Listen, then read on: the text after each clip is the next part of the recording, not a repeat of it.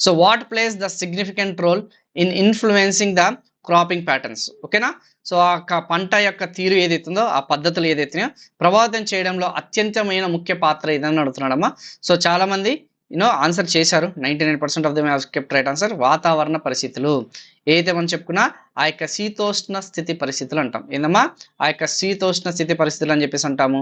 లేదంటే సహజ అనొచ్చు, లేదంటే ప్రకృతి అని కూడా అనొచ్చు. ఏందమ్మా ఆ యొక్క ప్రకృతి న్యాచురల్ అని చెప్పేసి అంటాం కదమ్మా. ఆ న్యాచురల్ ఫ్యాక్టర్సే అంతే కదమ్మా. సాధారణంగా చూసుకుంటే ఆ టెంపరేచర్స్, ఉష్ణోగ్రతలు, ఓకే, హ్యూమిడిటీ, ఓకేనమ్మా. ఆ హ్యూమిడిటీ ఏదైతుందో, ఆ మాయిశ్చర్ ఏదైతుందో, ఓకేనమ్మా. సో ఏదైతే ఆ యొక్క సాంద్రత అంటాం కదమ్మా, ఓకేనమ్మా, అదొకటి. సో ఇవన్నీ కూడా చూసుకుంటే రెయిన్‌ఫాల్, ఓకేనమ్మా. ఆ యొక్క సాధారణకి సంబంధించిన వర్షపాతాలు ఇవన్నీ కూడా చూసుకుంటే మనకి యావరేజ్‌గా మనకి అవన్నీ కూడా డిసైడ్ అవుతున్న సంగతి గుర్తుపెట్టుకోండి. అదే చాలా కీలకమైన పాత్ర అనేది పోషిస్తున్న సంగతి గుర్తుపెట్టుకోండి.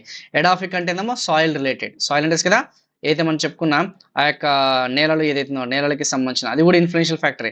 కానీ అదే అనేది ఇన్‌ఫ్లూయెన్స్ చేయదు, ప్రభావితం చేయదన్న సంగతి గుర్తుపెట్టుకోండి. సోషల్ ఫ్యాక్టర్ సామాజిక అంశాలు కూడా ఫ్యాక్టరే. కానీ చాలా కీలకమైన పాత్ర అనేది పోషించదన్న సంగతి గుర్తుపెట్టుకోండి. ఆర్థిక అంశాలు అనేది కూడా నామమాత్రంగానే ఉంటుందన్న సంగతి గుర్తుపెట్టుకోండి. కానీ మేజర్ వచ్చేసి క్లైమాటిక్. అక్కడ ఉన్న అంతే కదమ్మా. ఇప్పుడు గోధుమలు అనేది మనకి ఇక్కడ ఎందుకు పండవు? అండ్ వరి అనేది మనం చూసుకుంటే ఎక్కువగా ఆ యొక్క అలువియల్ సాయిల్స్ అనేది ఎక్కువ పండుతున్నాయంటే హ్యూమిడిటీ కదా. ఓకేనమ్మా.